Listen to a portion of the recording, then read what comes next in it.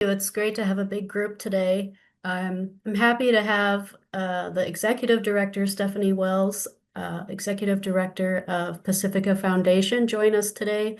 She's had a lot of thoughts and doing some writing about the Project 2025, and she's going to share with us those thoughts. And without further ado, I'm going to turn it over to you to Stephanie. Thank you. Thank you. Yes, in my conversations with Ursula and Stephanie and others, I had mentioned to them that when we were first sort of hit with this idea of Project 2025, that I knew at some point, either some of our own stations or our board of directors or local station board members would be asking in general, what does Pacifica think about planning to do about Project 2025? So I had put together just a kind of a packet of what we could do as stations to attack, for lack of a better word, or educate the public about 2025 and our role on what we could do. So some of it is, as I said, I wrote this probably, I would say, right after our current administration took office. So, and then sent it out to our stations. And I'm not too sure how many of them sort of implemented any of this or not. But what it does is actually it's a guideline or kind of a handbook on how to inform your listeners about Project 2025. And as much as I look at it as sort of a fight against what's happening, from a broadcasting standpoint, I see it that our role as broadcasters and community radio stations is to really educate our listeners and educate the public about what Project 2025 is and what they can do within their communities to resist and to educate others and just to keep an eye out on what's happening in this guidebook, within Project 2025. And I know in our own world, we're very concerned about how this is affecting our own stations, particularly with the cutting of the CPB funding, which was listed inside that as something that was going to happen, and it actually did. But I'm also aware that we have to take ourselves out of our own little bubble sometimes of what's happening to us as a station and have a bigger picture of how this is not only affecting our stations personally, but how it's also affecting the communities. So I can send out to everybody, and I'll send it to Stephanie to send out what I had originally written as, again, a sort of a guidebook for our own stations and general managers and program directors on what they can do to inform people about Project 2025. And I have a little slide, I mean, I have a little PowerPoint that I can share as well, so you don't just have to look at my face the whole time. If you want me to share my screen, I can do that.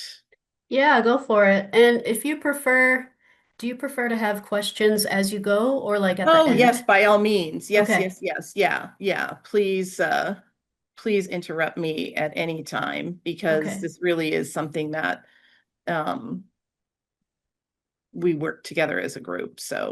Okay. Thank you. Can you see just the screen? I can see the screen and then other stuff on the top and then also people's faces, but Yes. do you see just the PowerPoint? Do you see everything else? I see the PowerPoint and then I see the faces at the top. Oh, okay. Okay.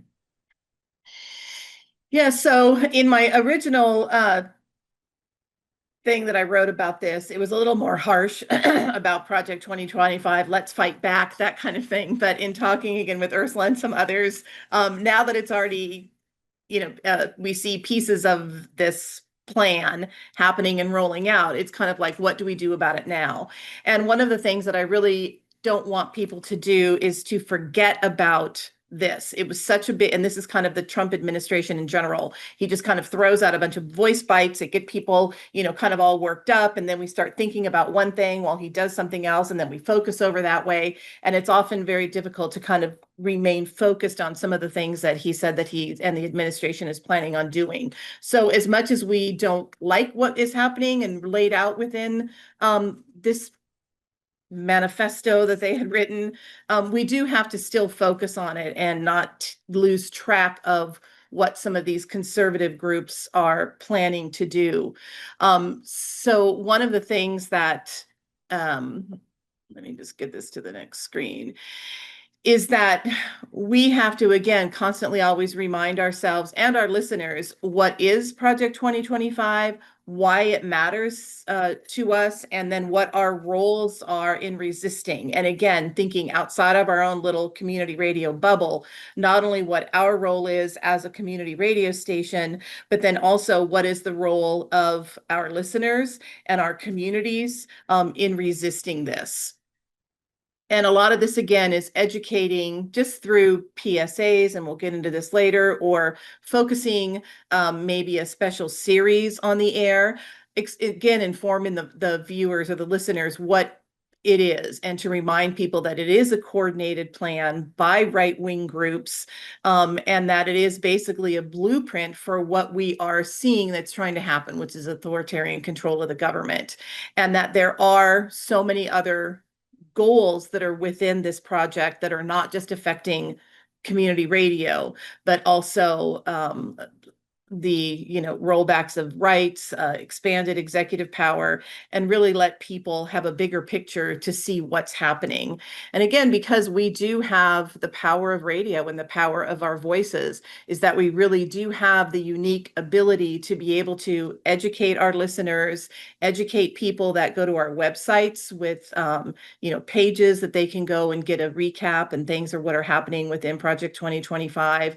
They can see how things that are happening within the government and regulations and rules that are going out tie back to this, and that we really do have the ability to educate and inform, and even more importantly, mobilize all of our listeners to be able to do something within their communities. So one of the things that I had sort of asked or shared with our stations, if they would be wanting to do something, is to keep, again, reminding and informing and educating the public about what is listed in Project 2025, that again, it's more than just the defunding of CPB and of attacks on community radio, but it is affecting our entire community. And when you see some of the things that are happening, how that is going back to affecting your neighborhood and your communities, and then what what can our communities do to help fight back on a local scale, and then also on a bigger scale.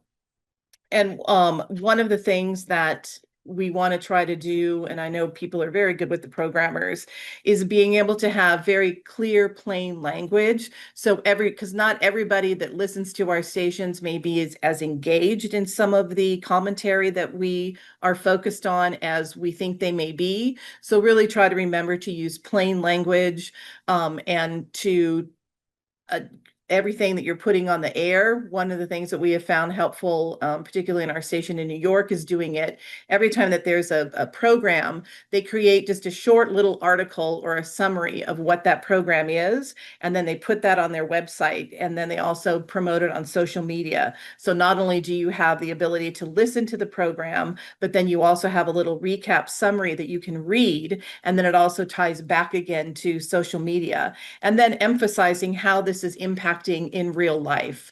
So when there is, cutbacks to healthcare, how is that affecting the big picture of the country? But sometimes that can be overwhelming for our listeners, because you feel like, or anybody, you feel like you can't do things on such a big scale. But how is that affecting us in our local communities? And what can we do as a station to support our local communities?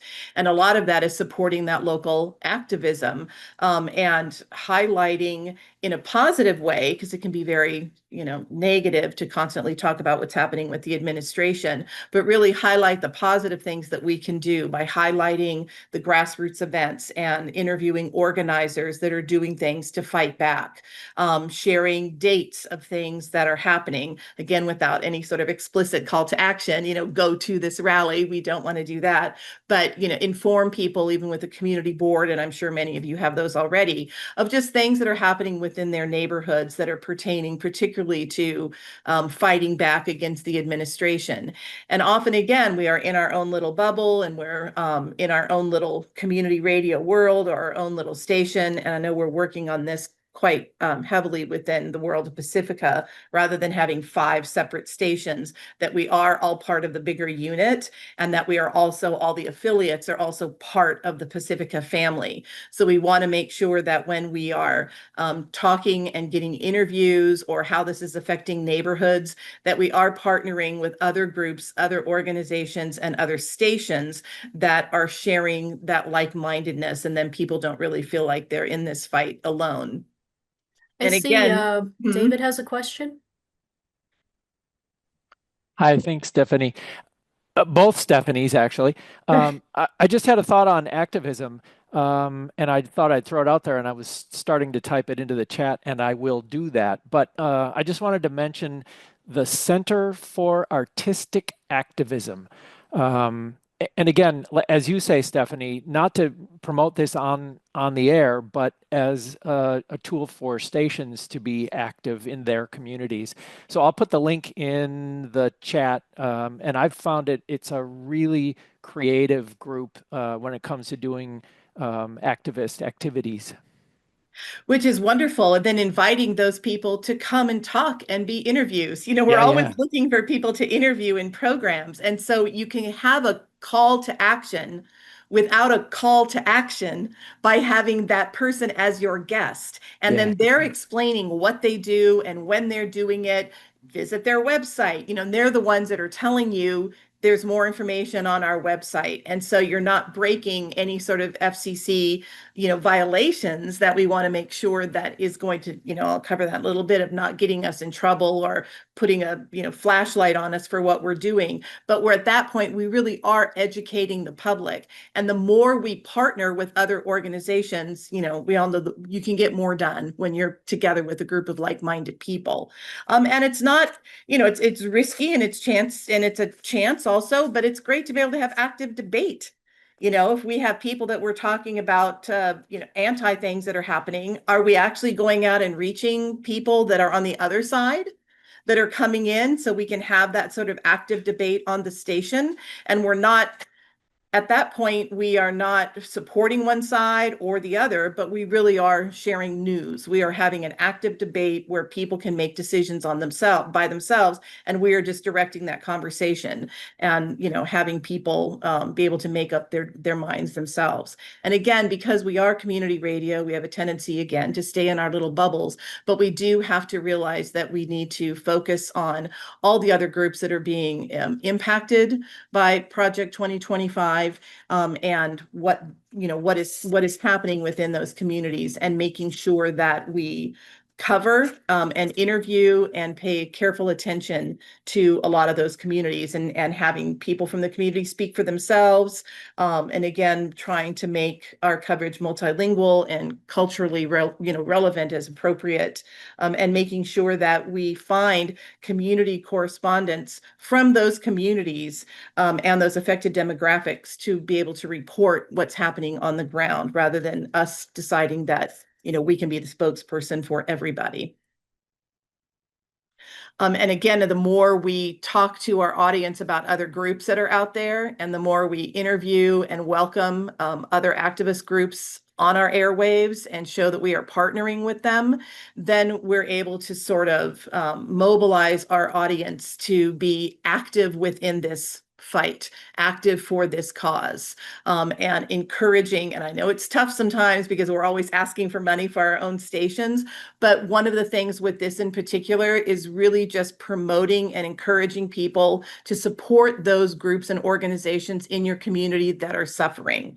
So we have a series, a PSA that's running on our stations right now, that isn't really saying to people, support Pacifica, because we weren't impacted by the cut of CPB funding, but we're running PSAs that are saying, support your local media, reach out to your local stations or smaller stations in other communities, and give them the support they need. So often there comes a time where we have to encourage people to support those food banks, to support LGBTQ communities, to be able to give rather than just constantly asking people to give to us.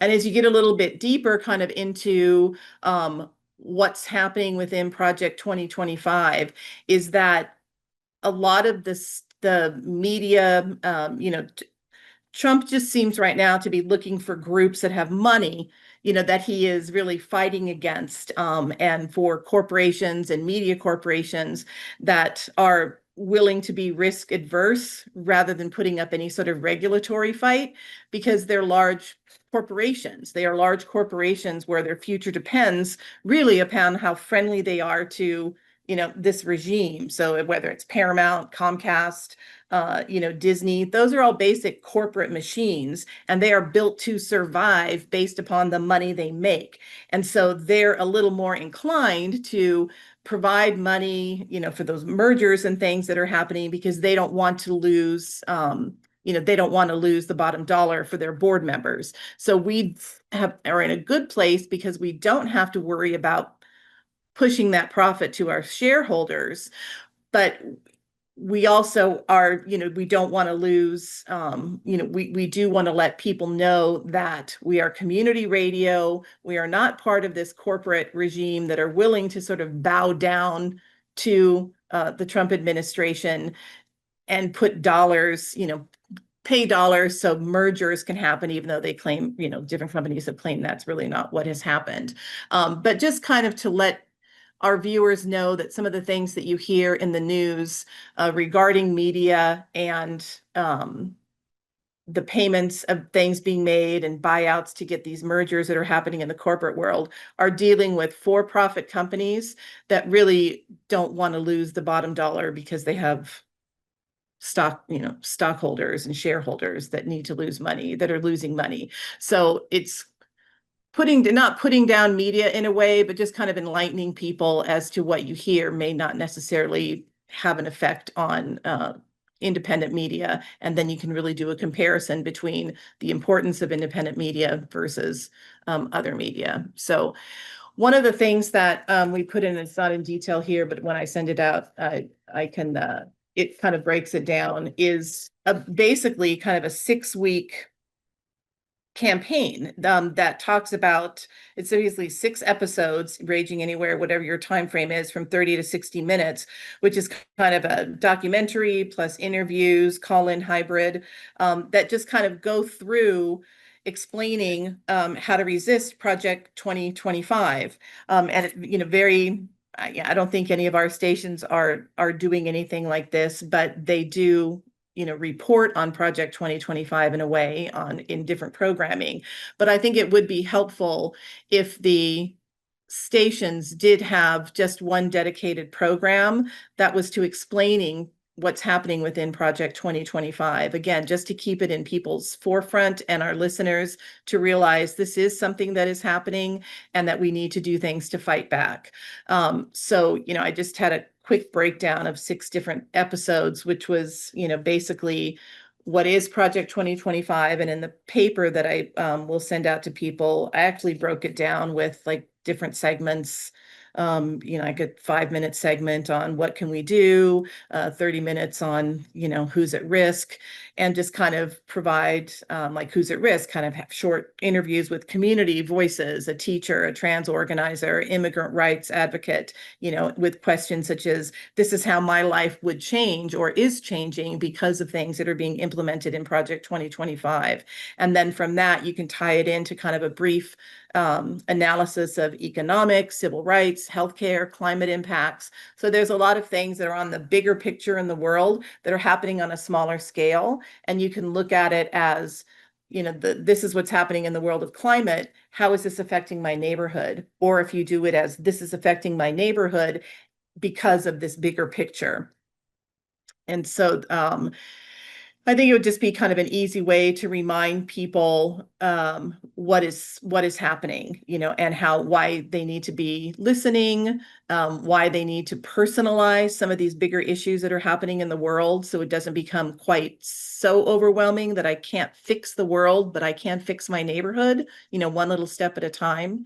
And again, the call to action, again, we shouldn't really do a call to action, but send people to your website. If people have a good ability to implement things on their website, have a certain page, have a landing page on your website, that's just your website / project 2025.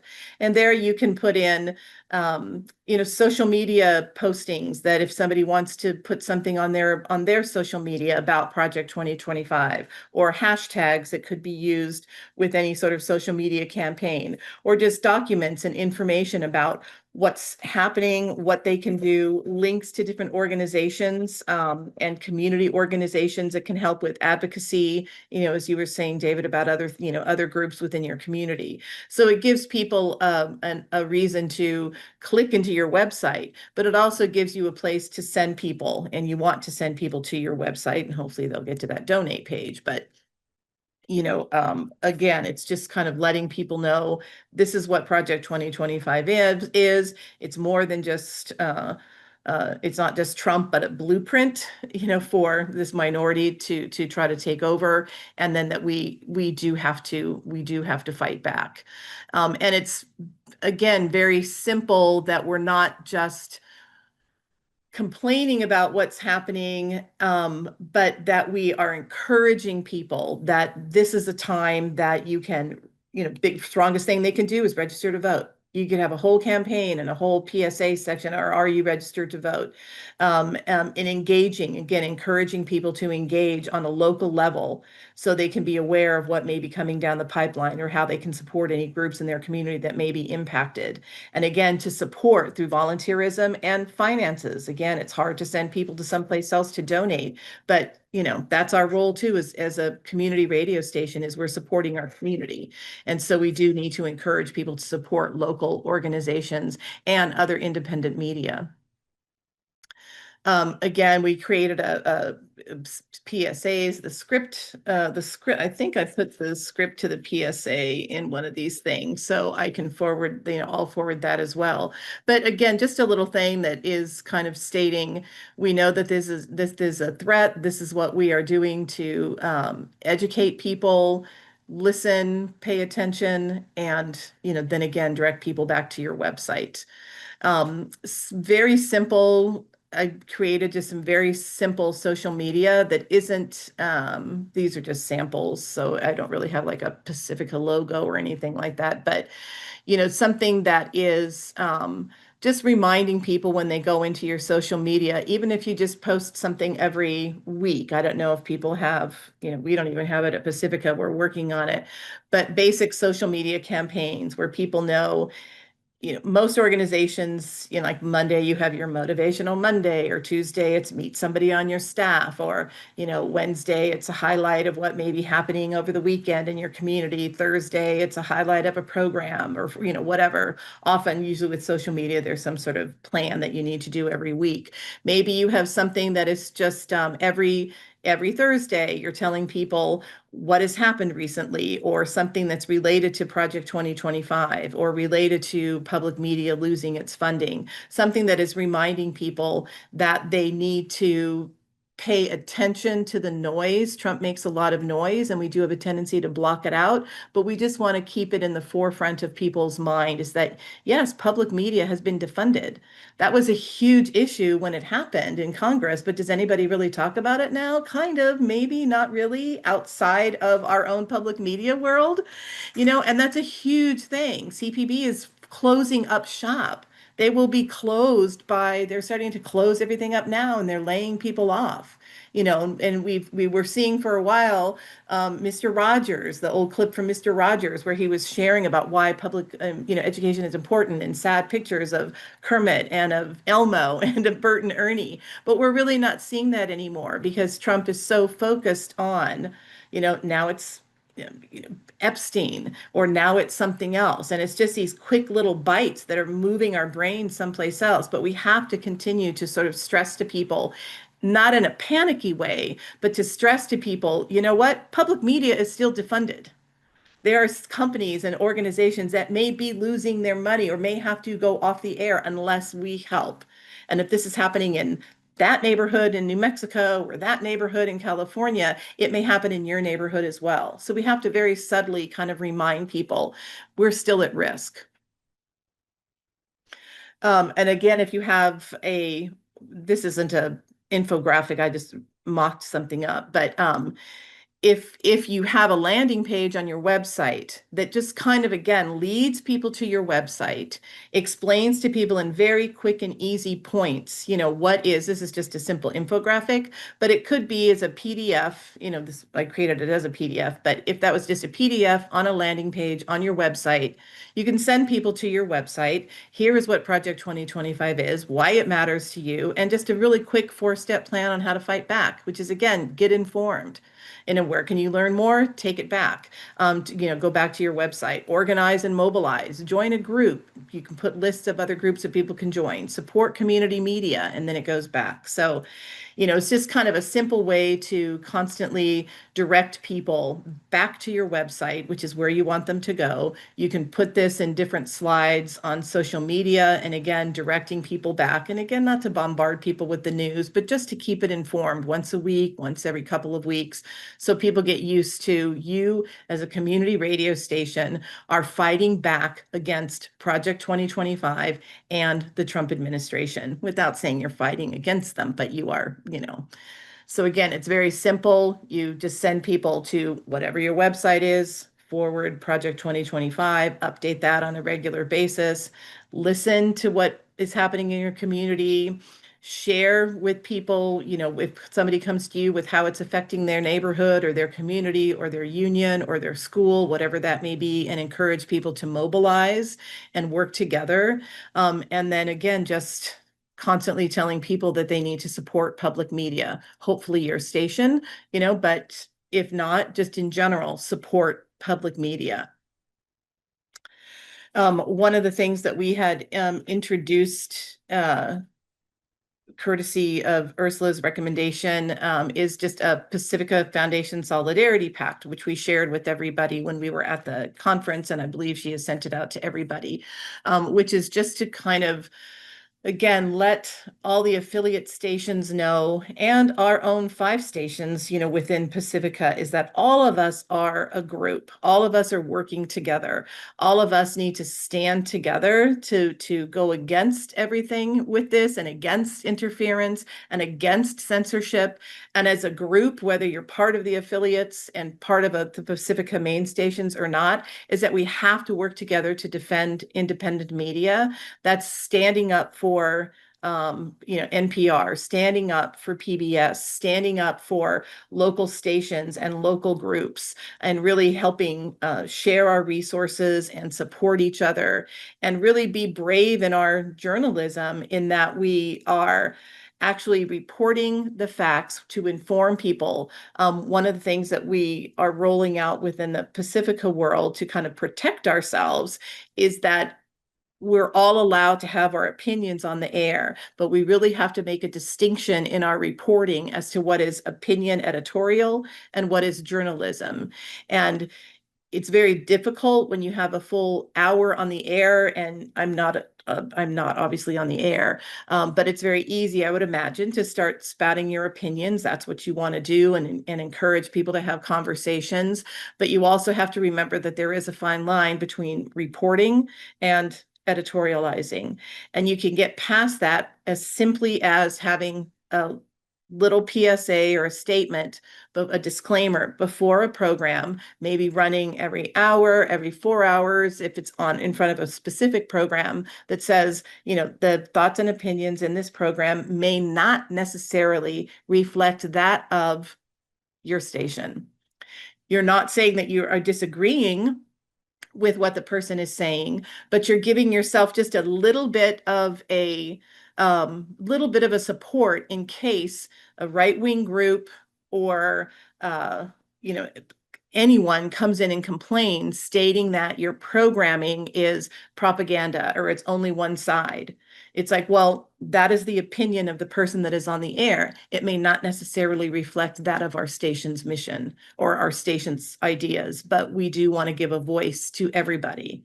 And then that way, if there's anybody that does come toward you saying that you're, again, propaganda, it's like, no, we're just allowing diverse voices to share their opinions. And I know that there's been, concerns that, the what is the likelihood of the Trump administration revoking, the FCC licenses of any non-commercial radio stations? And, the key is that so far, there hasn't been any evidence of any license revocation for an NCE or a non-commercial radio station. Again, the FCC operates as an independent body, and the chair has claimed that it won't revoke a license based upon the political, if content is against a political candidate. But again, there are no rules within this administration, so it is something that we have to be focused on and concerned about, but not to the extent that it limits what you want to say on the air. But when you look at your overall programming, I think that you have to, again, focus on nothing that is defamatory. If you have, and again, if you are truly doing news and journalism, you know what you can and cannot say. That's not limiting, again, your opinions or editorial, but have that little disclaimer that's basically saying, this may not reflect this may not, you're not saying it does, you're not saying it doesn't, but this may not reflect the opinion of this station. So then that way, and also keep a good track of how much of your program is music, how much of your program is comedy, your programming grid, how much of it is news, how much of it is, opinion. And then if by chance we are in that position where somebody has said, oh, your propaganda, everything is against us, you can technically say, well, no, only 30% of our programming is news, and out of that, or say 80% of our program is news, but out of that 80%, only 50 of it is editorial. And we had a disclaimer in front of it. So it's kind of like if they're going to use these loopholes and create these weird rules to monitor what commercial radio is doing, we can do the same thing. We make sure that we're following the rules. We make sure that we know our underwriting, that we're following underwriting rules. A lot of the things that are, when FCC is sort of scrutinizing any of the organizations or radio stations, they're really scrutinizing a lot of the underwriting. That's what gets them in. It's like you find that one problem and then you can go in and start investigating more. So it's often, it's like when no offense to police, but it's like when a policeman is pulling over somebody for not using a turn signal. It may not necessarily be that they're pulling them over just because of the signal. They're kind of hoping maybe that there's a warrant out for them, and then they can arrest them for something greater. So it's like, get your turn signal fixed, and then you're not going to be pulled over if you have a warrant, that kind of thing. So it's like, if we make sure that we're doing the correct thing with underwriting, where we make sure that we have everything filed that we need to file with the FCC. We make sure that we are following all those little tiny rules, because those are the things that if they catch us on, then they could possibly dig deeper. So we want to be able to have, nothing that they can catch us on. And if they think that, if somebody's saying, well, again, you're too left, you're too far to the left. Okay, well, that's only a small percentage of our programming. We also are providing voices for these other groups. We have music. We also have cooking shows. We also have this or that. I don't know, whatever your grid may be, but we can then, defend ourselves much, much better. And again, it isn't something that I'm not saying that I'm not thinking about it on the Pacifica standpoint.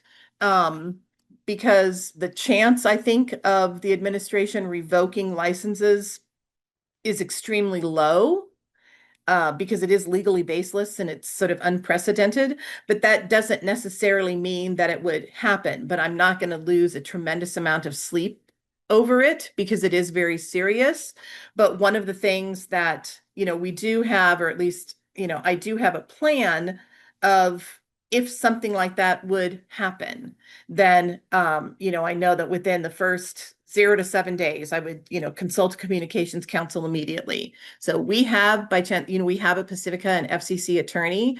By all means, he is, and the staff has already said to us that he won't put it in writing because it's an attorney, but he said that they would relish the fact of taking a case pro bono if we were kicked off of the air for something that we said, or we lost our license because we were too far to one side. So, those are the kind of things that, and I will go out on a limb and say that if that would happen to any of our affiliate stations, I would call Foster Garvey, our attorneys, and say, you have to support them. They are part of Pacifica. You have to deal with their case as well. Because again, we are part of the Pacifica Foundation, which, as many of our faults or historical problems that Pacifica has had on the outside, it's a very large organization with a very rich history. And we have to embrace that. And we have to embrace the power of the name of Pacifica. And that has been at the forefront of so many causes well back to when we were founded in 1946. So please rest assured that if any of our affiliate stations are affected in any way or feel threatened in any way, Pacifica will have your back 100%. And even though, if a revocation of a license, again, it's rare, but again, we don't know what happens with this administration. There are many appeal options. So if they are saying that we are, oh, you're right wing, you're this, you're too far to the left, you're that, we'd be prepared, where we say, well, no, that's only a small percentage of our programming. We also have this, we also have that, we also have this, we're educational. How can you say that a music program for 3 hours on the blues, that isn't any, that's not to one side or the left. Another thing too is that if something like that would happen, regardless of, Trump in charge, the FCC still needs to provide a written notice with findings. And they have to go through the whole due process. So a lot of what they would be looking for, again, just like the policeman that may be looking for the no right turn, hoping you have a warrant, is that they're going to try to be on the, if they are keeping watch on you, they're going to look for unauthorized commercial advertising or obscenity or, false filings or a political bias claim that's not backed by the law, or you don't have that disclaimer. So just try to mind your, what is that, P's and Q's or whatever that is, to, to make sure that some of those simple things that we could be caught on, we're not going to get caught on. And then if you are, if you are attacked or, told by the FCC your license is going to be revoked or you're under review, you file a petition for reconsideration. So you can do that within 30 days. And again, if something like that would happen to Pacifica, I would file something like that or have our attorney file that within the first week, not within the first 30 days. And if that's denied, then you can take it all the way up to the U.S. Court of Appeals for the DC Circuit. So, there are, even though it is scary, there are things, you still have to follow the rules and go on certain things. And if you have to go off the air due to license loss, then the thing is you would have to notify the FCC immediately and request a special temporary authority or an STA to go silent. So there are, and then at that point, you wouldn't want to broadcast without your valid license, because then you could have fines or criminal charges, but you can still broadcast online. So you're not losing your voice altogether, but you can broadcast online. Oh, John knows more about this than I do. Yeah, I have a clarification on something you said earlier. Hosts, people associated with the station, can have opinions about elected officials, but not about candidates running for office, because that's a dangerous scenario there. So people have to be very careful if they're talking about guests can do it, but programmers can't because they're associated with your station. So you got to be careful there. If it's an elected official, then it's a different matter. But there are FCC restrictions and there are also IRS restrictions if they think that you're supporting or attacking a candidate running for office.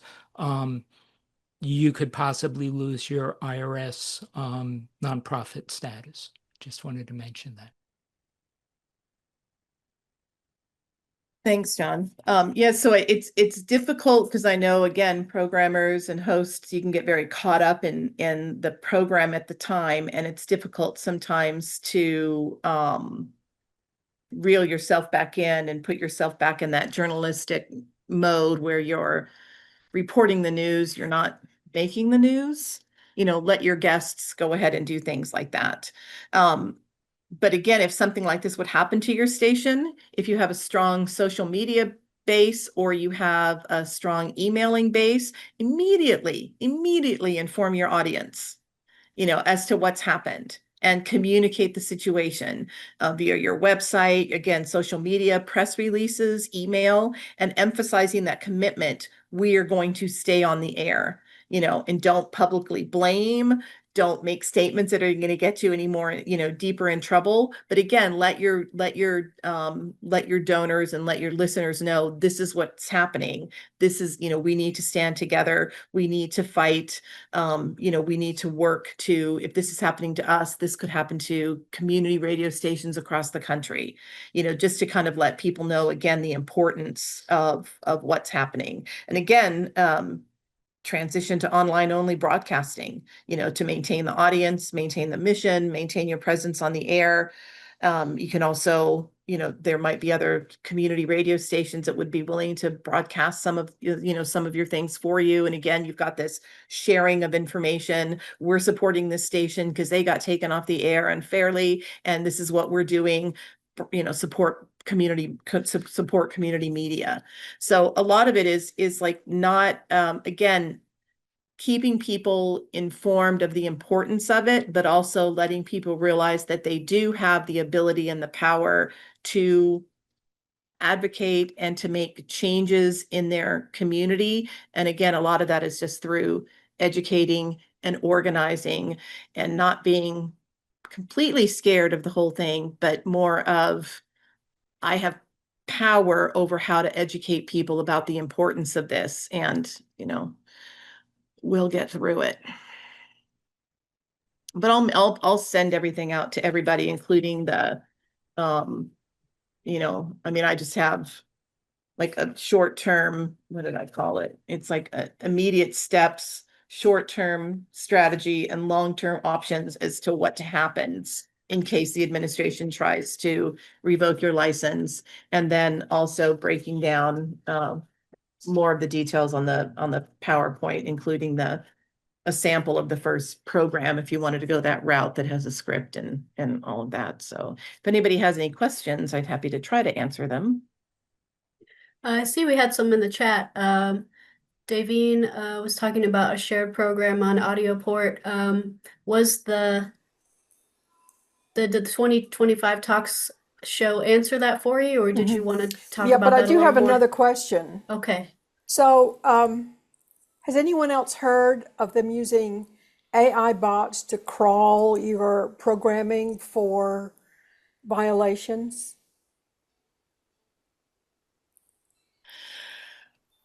I would imagine that happens. Yeah. I mean, again,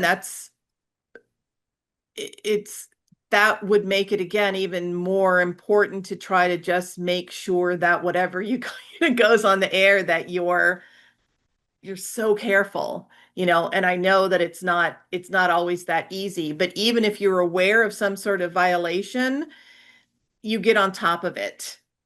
And if something, obscenity or whatever it is, went over the air, you immediately have some sort of written documentation. We heard that this happened. We talked to the programmer. We explained that this can't happen anymore. They agreed that it's not going to happen. We've done and so then you're being proactive. You maybe weren't on top of it when it happened, but if the FCC was to come after you or say, oh, we heard this or that, yeah, we know. We heard too. We were shocked. We talked to the programmer. We documented it. It's not going to happen again. And if it does, the programmer is going to be, whatever, taken off the air for a week or a month, or they have to go through some sort of training. So you're being proactive. So you have an answer in case something like that happens. Because I know one of our attorney at FCC had said, our FCC attorney, Brad, I think he was talked to this group before, he said that the majority of the non-commercial radio stations, I believe, are Christian stations and religious stations. So if all of a sudden they went after one of our basic, one of our community, one of us, about promoting a certain way of thinking in court, of course, Trump would say, well, yeah, because it's not against my values, blah, blah, blah, blah, blah. But in court, now that would have to fall true then to a Christian radio station or a right-wing committee, because that's even more propaganda than our stations that have music and have health programs and have legal programs. So if you're going in that probably logically doesn't make sense to Trump, but in a court, you have one ruling, and if that ruling is that your statements and your programming is far to one side, that same rule now is going to have to apply moving forward to all the religious broadcasting stations, even to a more degree. So if they're going to take the fight on the left, they're going to also then have to start pulling stations on the right. So it's a very tricky line. If you're going to fight that battle, you have to realize what the consequences are. Can I just jump in here for a second? Just to Please. say that when you're documenting an incident that you think might be a violation, that first of all, you want to do it right away. You want to do it within a day or two. And usually you need some type of remedy, and the remedy may involve taking someone off the air for a day or two. The FCC doesn't care about how long that remedy or how strict that remedy is, but they want to see some type of remedy until the person has agreed that they won't do whatever you consider a violation again. We are very fortunate to have John as our national compliance officer because we were in violation of FCC rules at our station in New York. And so we were put on a consent decree by the FCC for underwriting violations on the air. And we were fined $25,000, and all of our programmers had to undergo training, which John did. We had over like 900 and some odd programmers that every single one of them were trained. He was holding trainings 3-4 times a day. But we recognized our mistake. We agreed to it. We could have fought the FCC, but it's like we knew we were in the wrong. It's not worth it. It was brought to our attention, and we did what we needed to do. And they would rather be told, it's like your FCC it seems like a parent. You'd rather be told by your kid, oh yeah, I broke the vase, rather than, I don't know how it happened, Mom. So when there's a problem, we're just like, yeah, own up to it. We see it, we fixed it, we're sorry, and we're going to try not to do it moving forward. Next in the chat, David asks, but isn't it really time to panic? Do you remember what you said that in response to, David?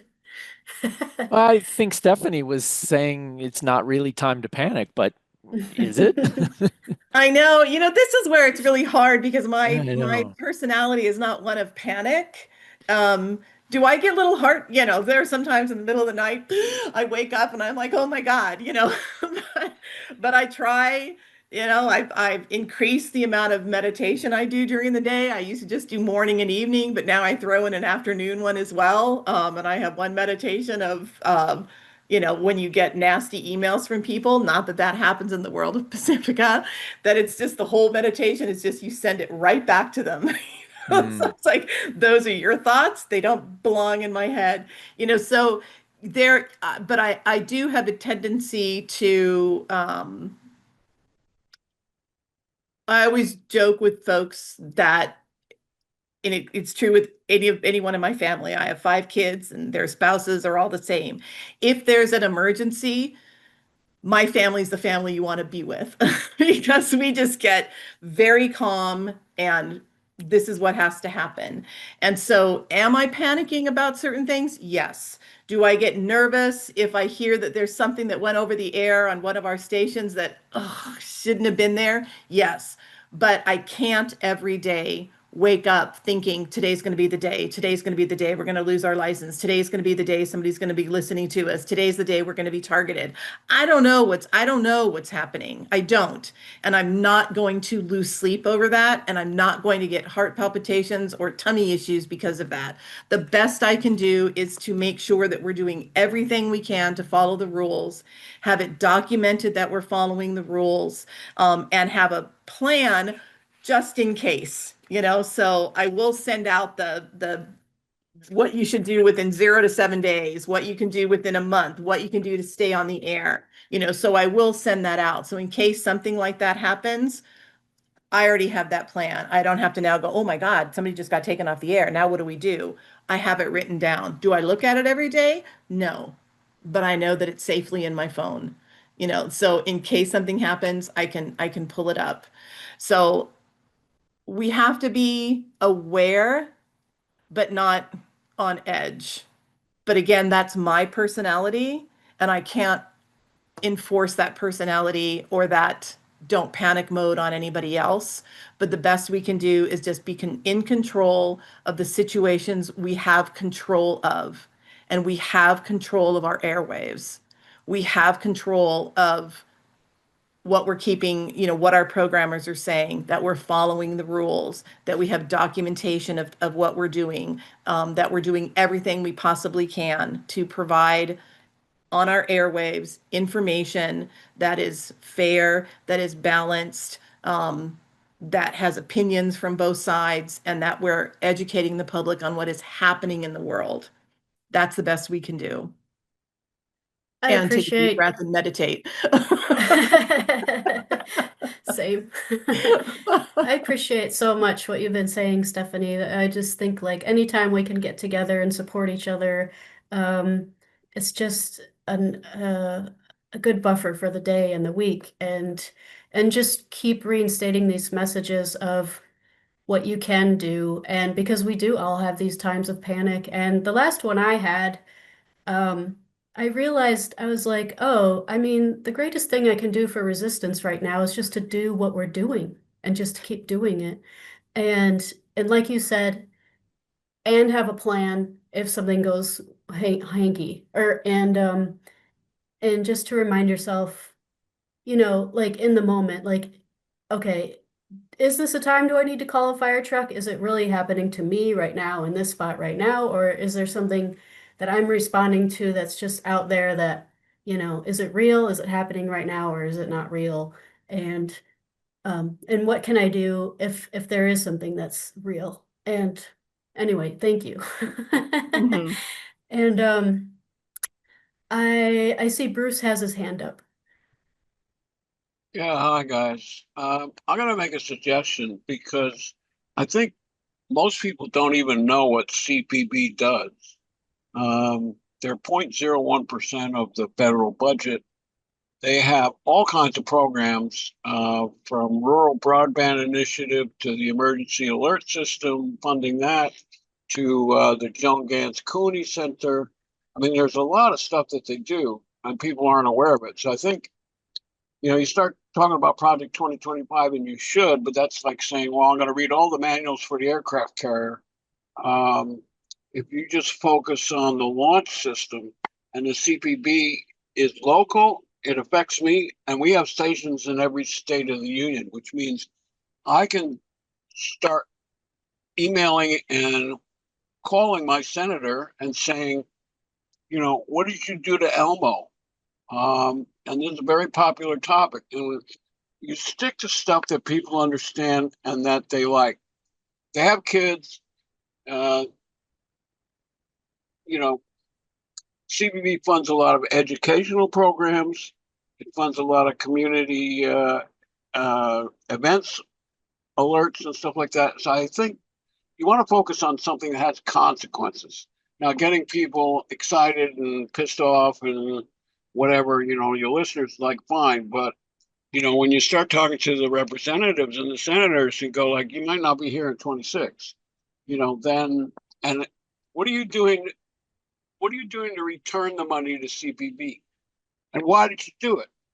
So, I think with 200 stations or 220 or whatever, all across the country, there's at least 3 or 4 in every state.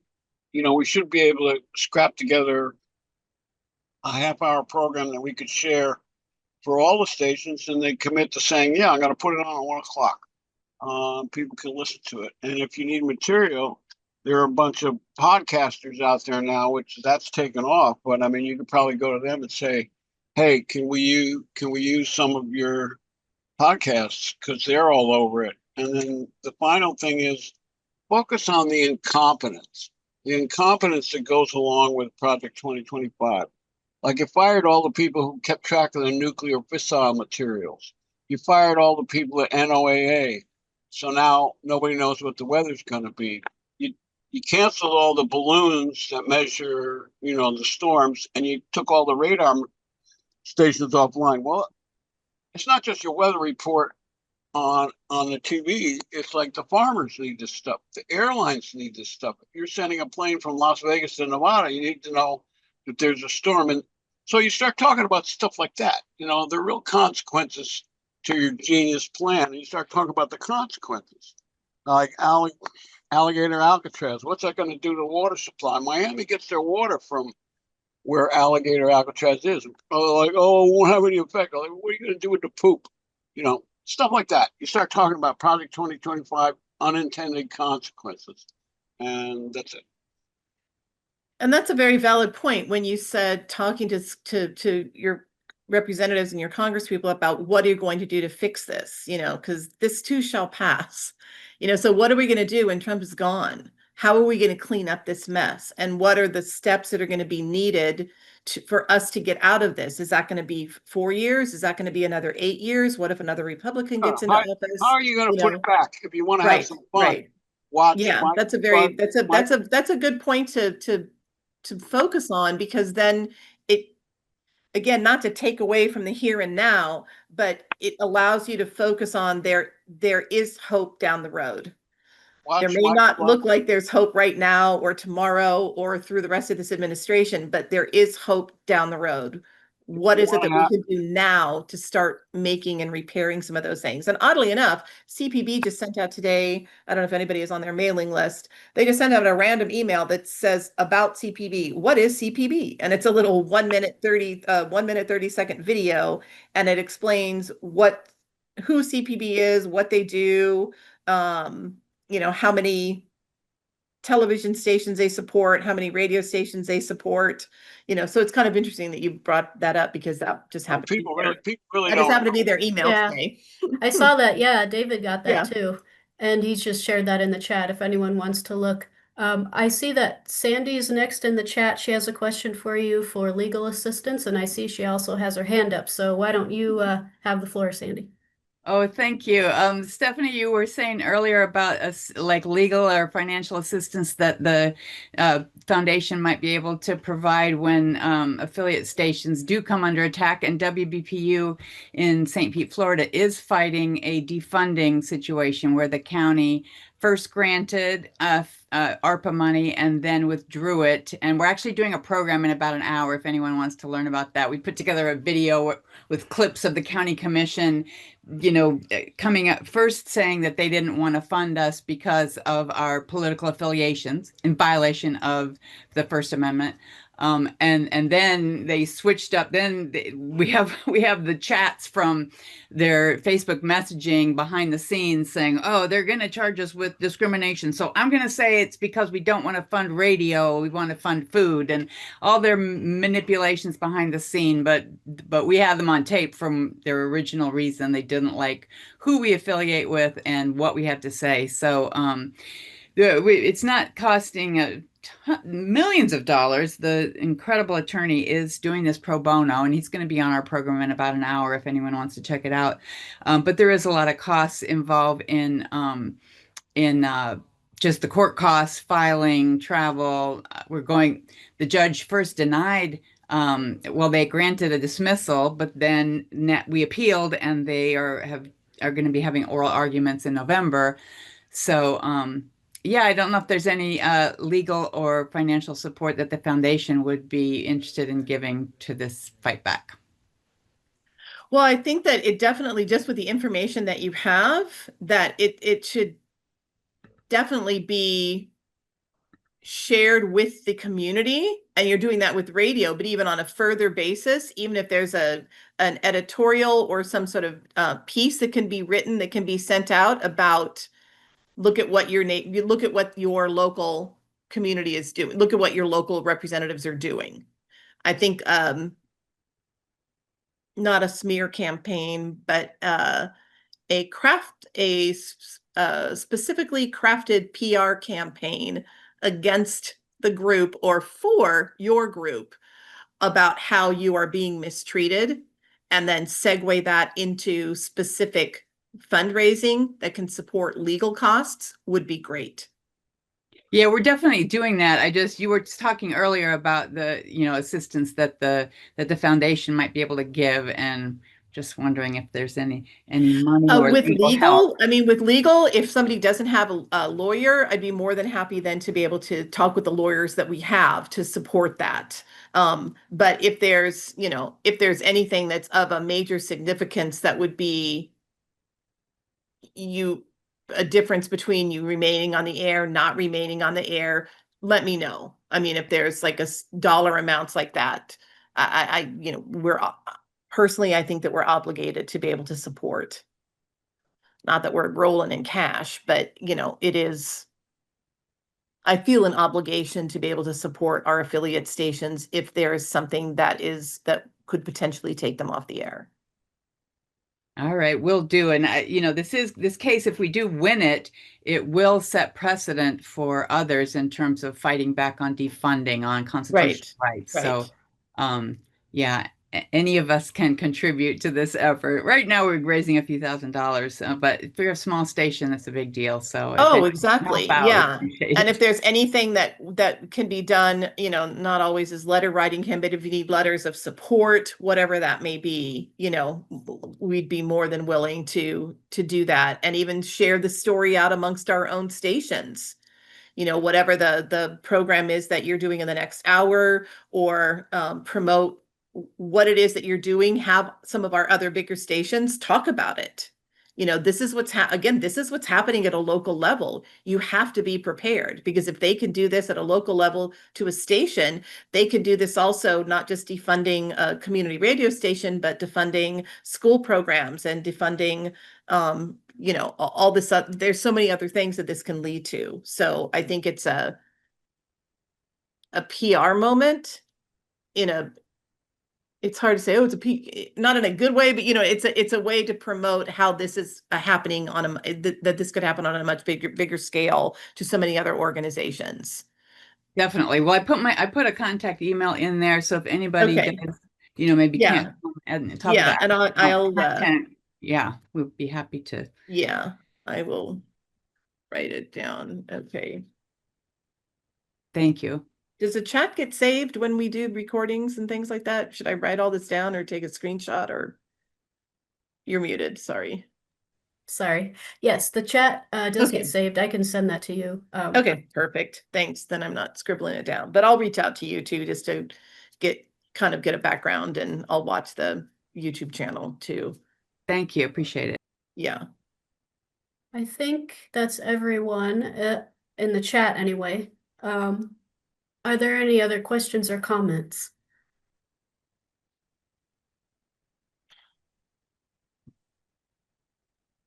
Okay. Well, I want to say thank you Stephanie? again. Yes. Stephanie, can you hear me? Okay. Yes, yes.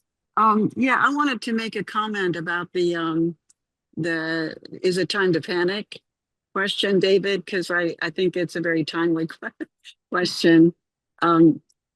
I guess the one thing I wanted to say about that is that in my experience, I've really come to experience that a lot of what the Trump administration is doing and other people are doing too, is to convince us to get into our heads and convince us that the positive connections that exist don't really exist anymore and that they're not really major players in what's happening in the world. And I really don't think that's actually true. And I think that, things like our network and other connections between people and community radio is a good example of how those positive connections really still do exist. And they really every day have power. And so I think, for me, I just kind of try as much as I can not to let them get into my head, because it's not true that those positive connections don't exist. They do. So I just wanted to say that. Thanks, And Ursula. we do, we Yeah. do have those connections. Yeah. And we can't be threatened with losing money because we don't have any. And we can't stop doing what we're doing. I mean, we need to continue to do what we're doing. We can't be silent. That's just against all of our missions. I'm sure all kind of sound the same, but nobody can stop us from doing what we're doing, because we are following our mission. We are educating the public. We are informing the public. We are sharing, whether that education is through music or through entertainment or through news, and the what they want us to do is to be scared and, not resist by changing completely our formats and our thoughts. But no, just keep doing what we're doing. We're not breaking the law. We are following the rules. We can document that what we're doing is correct. And if you want to fight us about it, fight us about it, but we're not in the wrong. That's great. Thank you, Stephanie. I appreciate your take, and I appreciate you sharing your plan with us. I look forward to seeing your materials on that. And then I'll send it out to everybody too, so you can also see Okay. them. And with that, I just want to say thank you, everyone, for joining us. This was a great meeting. And again, Stephanie, thank you for your time. Of course, and anybody can contact me at any time at ed@pacifica.org. My name is not Ed, even though I get a lot of emails that say Dear Ed. But and then Stephanie gets most of my emails because they just write to Stephanie@pacifica.org. Yeah, So. I get a lot of your spam, so I just delete Yes. it. Yeah, so just write to ed@pacifica.org. I'm happy to talk to anybody or answer, texts or whatever you need. I'm an open book. Sounds great. Thank you. And everyone have a good rest of your day. And we'll see you next time. Thank Thanks to you. both of Bye, the all. Stephanies. Thanks. Yeah, thanks, Yeah, everyone. You yeah, bet. thank you. Thanks, John, for answering questions for us. Yes.